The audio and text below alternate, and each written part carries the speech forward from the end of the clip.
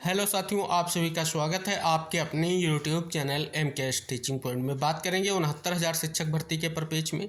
निवेदन करेंगे आप वीडियो को अंत तक जरूर देखें और सभी साथियों को शेयर करें। जो साथी चैनल पर पहली बार विजिट कर रहे हैं तो कृपया चैनल को सब्सक्राइब करके बेल आइकन जरूर प्रेस कर लें। जैसा कि साथियों, सुप्रीम कोर्ट सुनवाई और फैसले का इंतजार जारी है। अब जो आपकी सुनवाई की नेक्स्ट डेट है वो नवंबर के सेकेंड वीक में है। हालांकि साथियों, आज भी एक याचिका पर सुनवाई लिस्टेड है, जिस पर आज सुनवाई जो होगी वो चीफ जस्टिस सर की कोर्ट में होने जा रही है। जिस याचिका पर सुनवाई होने जा रही है उसका डायरी नंबर 44,892/2024 है। Dipesh Kumar Mishra versus state of UP. ये याचिका आज जो है सुनवाई को लेकर के लिस्टेड है। अब इस सुनवाई को लेकर के जो है कई तरह के संघर्ष, कई तरह की स्थितियां आप सभी के मन में हैं। क्या जो आपकी नेक्स्ट सुनवाई की डेट अभी फिक्स नहीं हुई है, क्या उसको लेकर के आज प्रयास किया जा सकता है? कि जो दो अहम पहलू हैं, क्योंकि एक और बड़ी खबर आ चुकी है, वो है आपके चीफ जस्टिस ऑफ इंडिया के परिपेक्ष में। अब साथियों, आप सभी को इंगित कर दें कि जो वर्तमान चीफ जस्टिस सर हैं वो 10 नवंबर को सेवानिवृत्त हो रहे हैं और 11 नवंबर को नए CJI सर जो है शपथ लेंगे। और कहीं ना कहीं इस परिपेक्ष में आज बड़ी खबर भी आ चुकी है, वो अभी हम आपको वीडियो में आगे इंगित कराने वाले हैं। लेकिन सबसे अहम है कि जो डेट और बेंच को फिक्स करने की स्थिति है उस पर क्या आज कुछ आर्गूमेंट किया जा सकता है, क्योंकि डेट तो लगभग जो है आपकी 12 से 14 नवंबर के बीच में बिल्कुल फिक्स ही है। अभी टेंटेटिव डेट जो आपकी है वो 12 नवंबर कहीं ना कहीं आपके केस स्टेटस में शो हो रही है। लेकिन कहीं ना कहीं अब बेंच कन्फर्मेशन पर भी बड़ी स्थिति क्लियर होने की कहीं ना कहीं स्थिति है कि अगर सुनवाई में प्रयास किया जाए, बेंच फिक्स हो, डेट फिक्स हो, जिससे आपकी 12 तारीख की सुनवाई बिल्कुल फिक्स हो सके, या जो डेट कोर्ट के माध्यम से फिक्स की जाए उस डेट में सुनवाई हो, किस बेंच में होगी, कहीं ना कहीं निष्कर्ष निकल कर आ सके। हालांकि साथियों, जस्टिस DY चंद्रचूड़ सर जो है सेवानिवृत्त हो रहे हैं, लेकिन जस्टिस JB पारदीवाला और जस्टिस मनोज मिश्रा सर की बेंच में ही इस मैटर को अब सुना जाएगा, क्योंकि ऑलरेडी कहीं ना कहीं सुनवाई के बाद डायरेक्शन दिया गया है। इस परिपेक्ष में साथियों, अगर हम बात कर लें तो कहीं ना कहीं आज की सुनवाई में बस इतना प्रयास किया जा सकता है। लेकिन हो सकता है कि स्थिति आप सभी की अब क्लियर है कि नेक्स्ट डेट पर सुनवाई ज़रूर होगी, क्योंकि पिछली 2 सुनवाइयों में कहीं ना कहीं नेक्स्ट डेट ही मिली है। तो उम्मीद करेंगे आज की सुनवाई का जो भी निष्कर्ष होगा आपको इंगित कराएंगे। अब साथियों, बात कर लेते हैं CJI के परिपेक्ष में क्या कुछ बड़ी खबर आ चुकी है। न्यायमूर्ति संजीव खन्ना बने भारत के मुख्य न्यायाधीश। राष्ट्रपति द्रौपदी मुर्मू ने जो है गुरुवार को न्यायमूर्ति संजीव खन्ना को देश के 91वें मुख्य न्यायाधीश यानी CJI पद पर नियुक्ति को मंजूरी दे दी। न्यायमूर्ति खन्ना देश के मौजूदा मुख्य न्यायाधीश DY चंद्रचूड़ की जगह लेंगे, जो 10 नवंबर को सेवानिवृत्त हो रहे हैं। केंद्रीय विधि एवं न्याय मंत्रालय की अधिसूचना में कहा गया कि राष्ट्रपति ने न्यायमूर्ति खन्ना को मुख्य न्यायाधीश के पद पर नियुक्ति को मंजूरी दे दी है। जस्टिस खन्ना 11 नवंबर को CJI पद की शपथ लेंगे। CJI चंद्रचूड़ ने जस्टिस खन्ना को उत्तराधिकारी घोषित किया था। तो कहीं ना कहीं साथियों, आप देख रहे हैं कि एक बड़ा निष्कर्ष आप सभी लोगों के लिए आ चुका है, क्योंकि 11 तारीख को कहीं ना कहीं स्पष्ट तौर पर नए CJI सर का जो है शपथ ग्रहण होगा, जिसके बाद स्थिति यही है कि हो सकता है कि आपका जो मामला है स्पष्ट तौर पर CJI सर की ही कोर्ट में लिस्टेड हो, क्योंकि अभी तक की जितनी सुनवाइयाँ हुई हैं वो CJI सर की ही कोर्ट में हुई हैं। तो इस प्रकार से इस स्थितियाँ स्पष्ट हो रही हैं। फाइनली अब आज की सुनवाई का जो निष्कर्ष होगा हम आप तक ज़रूर शेयर करेंगे। और क्या अब और भी याचिकाएं अभी लंबित हैं जिन पर आगे सुनवाई लिस्टेड होगी, तो कहीं ना कहीं इसको लेकर के भी आपके मन में कई सारी जिज्ञासाएं हैं। तो कहीं ना कहीं तभी स्पष्ट होगा। उम्मीद करेंगे कि अब जो भी याचिकाएं थी वो सभी सुनवाई के साथ टैग हो जाएं, जिससे जल्द से जल्द जो आपकी सुनवाई होने जा रही है नवंबर के सेकेंड वीक में, उसमें निष्कर्ष निकल कर आ सके। साथियों, एक बड़ी खबर हम आपको और इंगित कराने वाले हैं कि आरक्षण मामले पर एक और फैसला आ चुका है हाई कोर्ट का।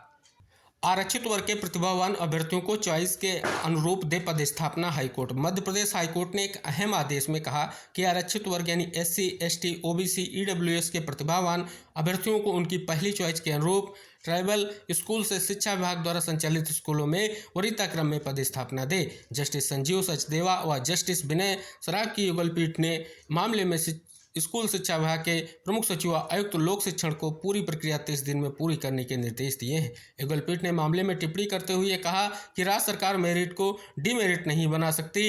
इतना ही नहीं, न्यायालय ने कहा कि डिवीजन बेंच का आदेश सिंगल बेंच पर बाध्यकारी नहीं है। हाई कोर्ट की डिवीजन बेंच पर केवल सुप्रीम कोर्ट का फैसला ही बंधनकारी है। जबलपुर के निवासियों के द्वारा कहीं ना कहीं जो ये याचिकाएं की गई, इन याचिकाओं पर कहीं ना कहीं जो सुनवाई हुई कि प्राथमिक शिक्षकों द्वारा 2023 में जो याचिकाएं दायर की गई थी, आवेदकों की ओर से कहा गया कि प्राथमिक शिक्षक भर्ती 2020-23 में अनेक आरक्षित वर्ग के अभ्यर्थियों को उनकी मेरिट के आधार पर आरक्षित वर्ग के परिवर्तित करके उनकी पदस्थापना ट्राइबल वेलफेयर विभाग की शालाओं में कर दी गई, जबकि उन्हें ट्राइबल वेलफेयर विभाग का एक भी स्कूल अपनी चॉइस में दर्ज नहीं किया था। आवेदकों की ओर से कहा गया कि उनमें से कम अंक लाने वाले अभ्यर्थियों को उनकी पसंद के अनुसार स्कूल शिक्षा विभाग में पोस्टिंग कर दी गई। आवेदकों की ओर से अधिवक्ता रामेश्वर सिंह ठाकुर, विनायक प्रसाद शाह ने दलील दी कि सुप्रीम कोर्ट द्वारा इंदिरा साहनी बनाम भारत संघ एवं प्रवीण कुमार कुर्मी बनाम मध्य प्रदेश शासन के प्रकरण में स्पष्ट किया है कि यदि आरक्षित वर्ग का अभ्यर्थी मेरिट में उच्च स्थान प्राप्त करता है तो उसकी गणना आरक्षित वर्ग में नहीं की जाएगी, बल्कि उसे अपनी प्रथम वरीयता क्रम में आरक्षित वर्ग में पोस्टिंग की जाएगी। यहाँ पर भी देख सकते हैं कि हाईकोर्ट ने एक अहम आदेश में राज्य सरकार को निर्देश दिया आरक्षित वर्ग के अभ्यर्थियों को उनकी पहली चॉइस के अनुरूप स्कूल में वरीयता क्रम में पदस्थापना दें, जिसको लेकर के निर्देश दिया गया है। और कहीं ना कहीं ये बहुत ही महत्वपूर्ण है, और जिस प्रकार से ये निर्देश दिया गया है, कहीं ना कहीं एक और बहुत ही महत्वपूर्ण फैसला देखने को मिल रहा है, कहीं ना कहीं आरक्षित वर्ग व आरक्षण के परिप्रेक्ष्य में। तो जैसा कि साथियों एक और महत्वपूर्ण फैसला आपने देखा। अब साथियों हम बात कर लेते हैं, जैसा कि आप सभी लगातार प्रयास कर रहे हैं कि बेंच फिक्स हो, डेट फिक्स हो, इसको लेकर के अगर हम बात कर लें तो चीफ जस्टिस सर का एक महत्वपूर्ण जो है निर्देश हम आपको इंगित कराना चाहेंगे, जो सुनवाई के बाद कहीं ना कहीं उन्होंने मामले से संबंधित निर्देशित किया है। तो आइए उस पर बात करते हैं। एक मामले से सुनवाई जब संबंधित हो रही थी तो कहीं ना कहीं उस मामले में लंबित होने के कारण और पहले सुनवाई हो जाने के कारण और फैसले के दृष्टिकोण से क्या कहा गया है प्रधान न्यायाधीश जी की ओर से कि यदि इस हफ्ते दलीलें पूरी नहीं हो पाती तो उनके लिए निर्णय सुना पाना मुश्किल हो जाएगा, क्योंकि वह 10 नवंबर को सेवानिवृत्त हो रहे हैं। शीर्ष अदालत ने कहा कि समय के अनुमान को देखते हुए हमारा मानना है कि निकट भविष्य में सुनवाई पूरी करना संभव नहीं होगा। साथ ही स्पष्ट भी किया गया है जो मामला है वो कहीं ना कहीं अन्य बेंच में लिस्टेड होगा और जल्द ही उस पर क्लेरिफिकेशन हो जाएगा कि किस बेंच में लिस्टेड होगा। तो आप सभी को ज़्यादा परेशान होने की ज़रूरत नहीं है, क्योंकि आपका मामला महत्वपूर्ण मामला है, इस पर सुनवाई होनी है। तो आपकी सुनवाई पूर्णतः संभावना यही कि चीफ जस्टिस सर की बेंच में होगी।